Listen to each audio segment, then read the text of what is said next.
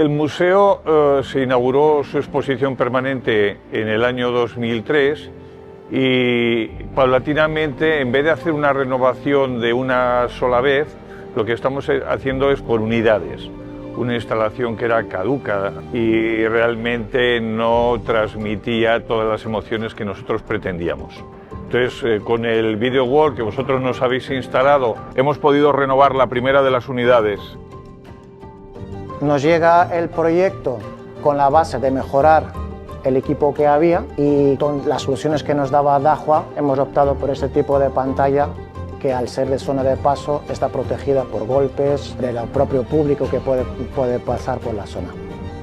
Justamente con esta nueva instalación es que los espectadores, al llegar a la unidad primera de toda la exposición permanente, entendieran qué es lo que se iban a encontrar y por lo tanto se introdujeran en el ámbito en el que iban a participar a partir de este punto en el que hemos instalado el Video Wall.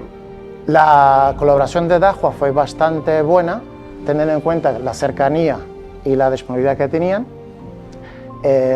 porque siempre que tuvimos alguna incidencia estaban dispuestos a ayudarnos y si nos faltaba alguna pieza, algún producto o lo que sea, la cercanía nos ha facilitado bastante.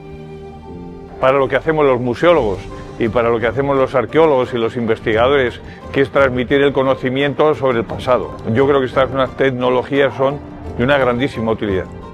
Se buscó encontrar el equilibrio entre un edificio de patrimonio cultural y la tecnología de Dahua y se intentó encontrar una manera uniforme y coherente en un espacio de estas características como este museo.